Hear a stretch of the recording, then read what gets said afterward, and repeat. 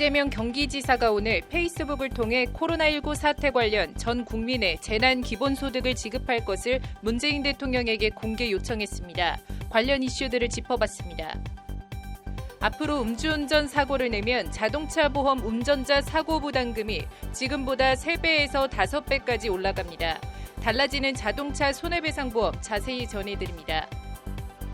코로나19 사태로 대학교 개강이 연기되고 온라인 수업으로 대체되고 있는 가운데 등록금 문제의 근본적인 해결을 촉구하는 기자회견이 열렸습니다. 현장을 취재했습니다. 나경원 미래통합당 의원의 비위 의혹을 검찰에 10번이나 고발했지만 검찰이 수사를 안 한다며 11번째 고발장을 경찰에 낸 시민단체 관계자가 기자회견을 열고 검찰을 성토했습니다. 3월 19일 법률방송 로투데이 시작하겠습니다. 첫 소식입니다. 코로나19 사태가 영향을 미치지 않는 곳이 없지만 대학가에선 개강 연기에 따른 등록금 일부 환불과 부실한 온라인 강의가 도마에 오르고 있습니다. 법률방송은 관련 내용을 보도해드린 바 있는데 오늘 국회 앞에선 시민단체와 대학생들이 등록금 문제에 대한 근본적인 해결을 촉구하는 기자회견을 열었습니다. 신세아 기자가 현장을 취재했습니다. 대학들은 코로나19 온라인 강의 등록금을 즉각 반환하라! 전국 대학 학생회 네트워크와 예술대학생 네트워크, 그리고 반값 등록금 국민운동본부 등 대학생 단체들, 그리고 시민단체 회원들이 등록금 문제 해결을 촉구하기 위해 국회 앞에 모였습니다. 기자회견 참가자들은 학교 당국의 부실한 코로나19 대처로 인한 학습권 침해를 강한 어조로 성토했습니다. 저는 아직 대학생입니다. 코로나 때문에 아직 개강을 하지 않았습니다. 주변에서 사이버로 개강을 한 친구들을 보면 과연 우리의 등록금이 제대로 쓰이고 있는지 의문이 듭니다. 코로나로 혼란스러운 이 상황에서 개강이 연기되고 수업 질 저하로 온라인 강의 자체가 부실한 것도 문제지만 온라인 강의라는 게 의미 없는 전공의 경우 학습권 침해 피해가 더 큽니다. 특성상 실기나 실험, 실습이 동반되어야 하는 예체능이나 공대 수업이 대표적입니다. 계열 특성상 타 단과대학보다 등록금은 더 높은데 정작 실험, 실습 등 필요한 교육을 받을 수 없는 원격 수업이라는 이중의 피해를 보고 있다는 겁니다. 2주에서 4주간의 온라인 원격 강의 때문에 예술계열 학생들의 등록금에 맞는 교육 서비스를 전혀 제공하지 못한다는 사실은 명백해 보입니다. 현재 미술 및 디자인 계열은 매주 수업의 주요 과정으로 진행하던 과제 피드백을 전혀 받지 못하고 있으며 공예 계열은 실습을 하지 않으면 수업 자체가 진행이 안 되는 상황입니다. 음악과 무용 계열은 학생들의 상황이 더욱 심각합니다. 사실상 올스탑이고 수업권이 전부 사라진 상황입니다. 이와 관련 청와대 국민청원 게시판에는 지난 2일 대학교 개강 연기로 온라인 수업이 진행되는 데 대해 등록금을 인하해달라는 청원이 올라왔습니다. 현재 온라인 강의는 평소 오프라인 강의 수준보다 떨어질 수밖에 없다. 질적으로 떨어진 강의 수준에 대해 등록금 인하로 일부 보상받을 필요가 있다는 것이 청원인의 주장입니다. 해당 청원은 19일 오후 4시 기준 92,548명이 동의한 상태입니다. 관련해서 기자회견 참가자들은 정부가 대학 자율이라는 이름으로 등록금 문제에 정부가 손을 놓고 있다고 비판했습니다. 대학은 물론이고 국가적 대응을 주도해야 할 정부조차 학생들이 등록금의 교육에 맞는 서비스를 제공받지 못한다는 점을 전혀 대책을 마련하지 못하고 있는 상황입니다. 하지만 이는 예기치 못한 상황이 아닙니다. 대학의 등록금 운용은 이미 예전부터 근거와 명분 없이 진행되어 왔고 교육부는 자율성이라는 명목으로 방관만 하고 있었습니다. 단지 코로나 사태를 통해 그 문제점이 더 적나라하게 드러난 것입니다. 매년 30만 명 이상의 학생들이 이용하는 학자금 대출이자도 도마에 올랐습니다. 현재 학자금 대출이자는 연 2.0% 정도 하는데 이를 현행 0.75%인 기준금리 수준에 맞춰야 한다는 주장입니다. 그게 얼마라도 학생들을 상대로 이자 장사를 할 게 아니라 기준금리 수준에서 학자금 대출이자를 맞춰야 한다는 겁니다. 기자회견 참가자들은 또 대학들의 등록금 산정 근거를 투명하게 공개하고 등록금 결정 과정에 학생들의 참여를 보장해 줄 것 등도 아울러 촉구했습니다. 저는 적어도 이 등록금의 책정 근거만큼은 확실히 있을 줄 알았습니다. 그러나 등록금 심의위원회에서 학교 본부위원은 등록금 책정 근거는 사실상 없으며 오래전부터 책정되어 왔던 것을 근거로 삼은 것이다 라는 말도 안 되는 근거를 내세우며 기자회견 참가자들은 나아가 국가장학금 확대와 반값 등록금 실현을 위해 정치권과 정부가 적극 나서달라고 촉구했습니다. 이를 통해 적어도 돈이 없어 학업을 지속 못하거나 대학생들이 과도한 빚을 지고 사회로 나가는 것을 막아달라는 것이 이들의 요청입니다. 턱없이 높은 등록금을 위해 아등바등 살아가는 청년들. 대학에서 학생은 없습니다. 대학에 민주주의는 없습니다. 대학생활 4년은 사회를 경험하고 배우는 시간이며 대학 수입의 60%를 담당하는 운영의 주체로 성장하는 시간이어야 합니다. 대학이 대학답게, 대학 교육이 대학 교육답게 변하기 위해서는 이 모든 구조가 바뀌어야 합니다. 등록금 환불 요구 등 학생들의 불만의 목소리가 더욱 커지고 있는 가운데 교육부와 대학, 학생들 간의 소통을 통한 실질적인 대안 모색이 필요해 보입니다. 법률방송 신세아입니다. 네, 이슈 플러스 재난 기본소득 얘기해 보겠습니다. 장한지 기자 나와 있습니다. 장 기자, 일단 재난 기본소득이 뭔지부터 좀 설명이 필요할 것 같은데요. 네, 우선 기본소득의 사전적 정의는 네. 재산, 노동의 유무와 상관없이 네. 모든 국민에게 개별적으로 무조건 지급하는 소득을 말합니다. 네. 여기에 이제 재난 기본소득을 대입하면요. 네. 코로나19와 같은 국가 재난 상황에서 네. 모든 국민에게 일정한 금액을 지원하는 것을 말한다고 보시면 될 것 같습니다. 이재명 경기지사가 오늘 페이스북에 문재인 대통령에게 이 재난 기본소득을 모든 국민에게 지급해달라 이렇게 뭐 요청을 했다고 하는데 뭐 구체적으로 어떤 내용인가요?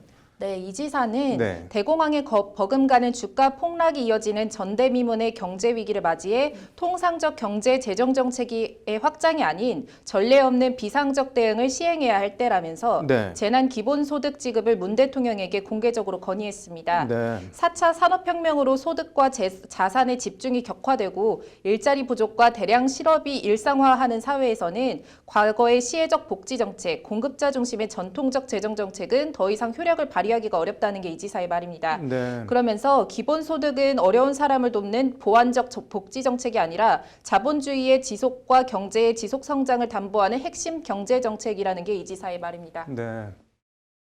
국민 1인당 재난기본소득을 다시 한번 중앙정부와 정치권에 요청합니다. 전례 없는 비상시기에는 전례 없는 비상대책이 필요합니다. 지금까지 해왔던 정책의 확장으로는 효과적 대처가 불가능합니다. 모든 국민에게 일정 금액을 지급한다는 것은 좋은데 결국은 재원 마련이 문제 아닌가요? 뭐 어떻게 하겠다는 건가요? 네, 세금을 더 걷는 증세가 네. 아닌 이미 거둔 세금을 통해서 재원 마련이 충분히 가능하다는 것이 이 지사의 주장입니다. 네. 재난 기본소득 재원도 국민 부담을 늘리는 증세로 마련하는 것이 아니라 네. 어차피 내는 세금을 아끼고 우선순위 조정을 통해 만든다. 일시적 경제위기 극복과 완화에 50조 원을 집행한다고 해도 향후 2, 3년간 나누면 국민 부담 없이 연간 500조 원 넘는 기존 예산 조정만으로 얼마든지 재원을 마련할 수 있다는 것이 이 지사의 설명입니다. 이게 뭐 가능할까요?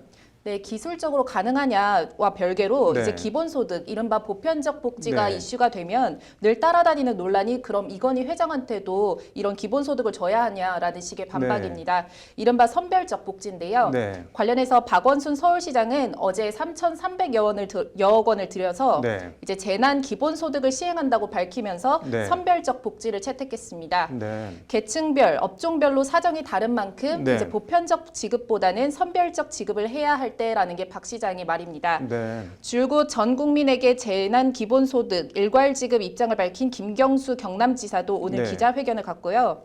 중위소득 이하 가구 100%에 대해 최대 50만 원까지 지원을 검토하고 있다면서 네. 우선 선별적 지급에 나설 것임을 밝혔습니다. 네. 경남에서는 코로나19로 인한 피해 지원을 위해서 선별적 긴급 재난소득을 편성할 예정이다라는 것이 김 지사의 말입니다. 야당은 좀 비판적인 입장이죠? 네, 코로나19라는 국가 위기 상황에서 네. 이제 극단적으로 비판을 할 수는 없지만 네. 총선을 앞둔 천심성 포퓰리즘, 재난소득 지급으로 표를 살려는 것 아니냐 이런 비판입니다. 네. 무조건 더 걷어서 더 쓸 생각을 하기보다는 덜 걷어서 민간에 돈이 돌 수 있도록 하는 것이 더 빠르고 정확한 방법이라는 것이 황교안 미래통합당 대표의 말입니다. 네. 직접 현금을 지급하는 방식이 아닌 네. 세금을 깎아주는 방식으로 도움을 줘야 한다는 것인데요. 네. 이제 경제 전문가들 사이에서도 이제 네. 감세를 통한 간접 지원과 재난소득 지급을 통한 직접 지원 네. 이 효과 등에 대해선 의견이 엇갈리고 있어서 네. 딱 어느 한쪽이 옳다 그르다 일도양단하기는 힘들어 보입니다. 문재인 대통령이 재난 기본소득 관련한 입장을 밝힌 게 있나요? 그런데? 네, 문재인 대통령은 지난 16일 네. 코로나19 대책은 이번 추경 한 번으로 끝나지 않을 수도 있다면서 네. 상황이 오래갈 경우 제2, 제3의 대책이 필요할 수도 있으니 정부와 지자체가 힘을 모아야 한다고 말했습니다. 네. 이 제2, 제3의 대책에는 네. 재난 기본소득 지급도 포함된다고 볼 여지가 있어서 네. 이제 시도, 지자체 차원이 아닌 정부 차원, 국가 차원의 사상 초유의 재난 기본소득 지급이 현실화할지는 지켜봐야 할 대목인 것 같습니다. 네. 뭐 보수적 시장주의자인 트럼프 미국 대통령조차 뭐 전 미국인에게 $1,000 지급해야 된다 이런 언급을 할 정도면 코로나19 사태가 정말 심각하긴 심각한 모양이네요. 우리나라도 어떻게 되나 지켜봐야겠네요. 오늘 잘 들었습니다. 네, 다음 소식입니다.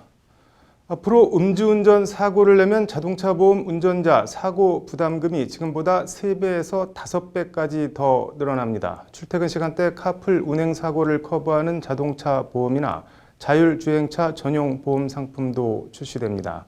로인사이드 달라지는 자동차 손해배상 보장법 시행규칙 전해드립니다.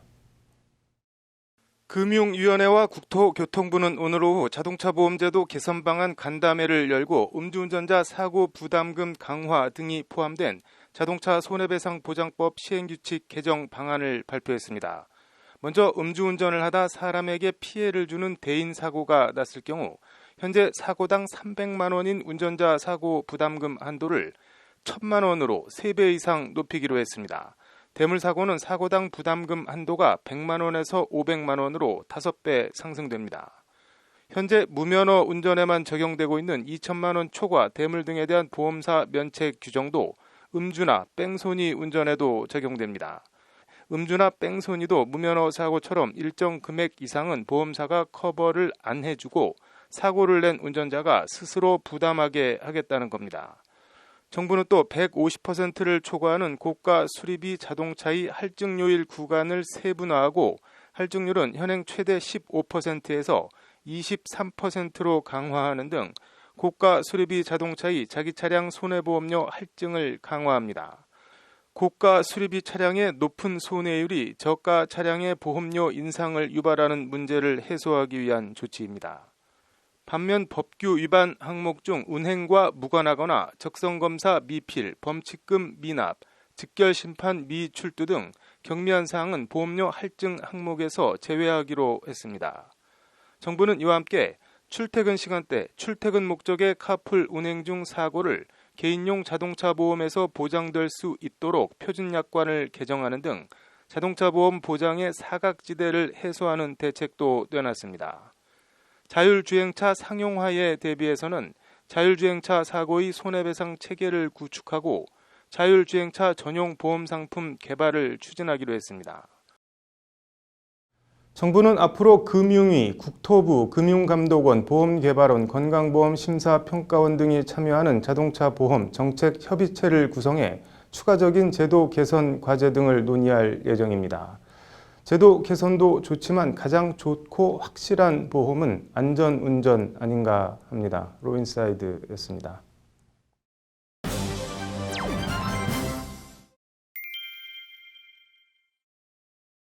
나경원 미래통합당 의원의 자녀 입학비리 의혹 등을 검찰에 10번이나 고발한 시민단체 관계자가 있습니다. 최근 11번째 고발장을 냈다고 하는데 11번째 고발장은 검찰이 아닌 경찰에 냈습니다. 왜 그랬을까요? 앵커 브리핑입니다. 나경원 의원 11번 고발의 주인공은 안진걸 민생경제연구소 소장입니다. 안진걸 소장은 그동안 나경원 의원의 스페셜 올림픽 코리아 회장 재임 시절 채용 예산 비리, 자녀 입학 비리 의혹 등에 대해 지난해 9월부터 검찰에 무려 10번이나 고발장을 냈습니다. 그런데 검찰이 조사를 할 생각이 있는지 모르겠다며 최근 11번째 고발장을 경찰에 제출했습니다. 그리고 오늘 오후 고발인 조사를 위해 서울경찰청 지능범죄수사대를 찾은 안진걸 소장은 기자회견을 자청해 검찰을 강하게 비판했습니다. 지난해 9월 16일부터 올해 초까지 나 의원에 대해 총 10번의 고발을 제기했는데 검찰은 아무것도 하지 않았다. 지난해 첫 고발 이후 벌써 6개월이 지났다. 검찰은 도대체 무엇을 하고 있는 것인지 알 수가 없다는 것이 검찰을 향한 안 소장의 성토입니다. 안 소장은 그러면서 검찰은 고발인만 5번 불러서 조사했을 뿐 피고발인인 나 의원 등 관계자들은 아직까지 소환하지 않고 있다며 검찰을 거듭 비판했습니다. 안 소장은 이어 검찰은 6개월이 지나도 수사도 하지 않고 고발 53일 만에 고발인을 불러 형식적인 조사를 하는데 그쳤지만 경찰은 정확히 9일 만에 신속한 고발인 조사에 나섰다. 경찰은 검찰과 확실히 다르다고 검찰과 경찰을 평가했습니다. 안 소장에 따르면 경찰은 오늘 진행되는 11차 고발 관련 고발인 조사 외에 민생경제연구소 측이 지금까지 검찰에 제출했던 나 의원의 비리 의혹 관련 1에서 10차 고발 자료도 함께 제출해달라고 요구했습니다. 오늘 고발인 조사는 11차 고발 위주로 진행되지만 이후 경찰이 1차에서 10차 고발 자료에 대해 자료를 받은 뒤에 추가 고발인 조사를 진행할 예정이라는 것이 안 소장의 설명입니다. 검경 수사권 조정 이후 경찰이 검찰보다 권력형 비리 등 특수사건을 제대로 수사할 수 있고 진상을 밝혀낼 수 있다는 것을 보여줄 때가 됐다. 경찰은 국민의 기대와 응원이 고조되고 있는 만큼 엄정하고 철저하게 수사해 주기를 바란다는 게 안 소장의 기대이자 당부입니다. 이번 11차 고발은 그동안 검찰의 지독한 직무유기에 강하게 항의하는 한편 또 다른 수사기관인 경찰이 수사에 착수하는 계기를 만들기 위한 것이라는 게 안 소장의 말입니다. 특정인에 대해 10번씩, 11번씩 고발장을 낸 행위 자체에 대한 평가는 차지하고 아무튼 공인의 비리 의혹에 대해 그 정도 고발장이 접수됐으면 조사를 해서 혐의가 나오면 기소를 하고 혐의가 없으면 불기소 처분을 해서 깨끗하게 정리했으면 되는 것 아닌가 합니다. 그걸 지금까지 안 한 건지 못한 건지는 모르겠으나 아무튼 검찰은 별 수사를 안 했다고 하는데 경찰은 어떻게 나올지 어떤 결과를 내놓을지 궁금합니다. 앵커 브리핑이었습니다. 네, 오늘 준비한 소식은 여기까지입니다. 시청해 주셔서 감사합니다.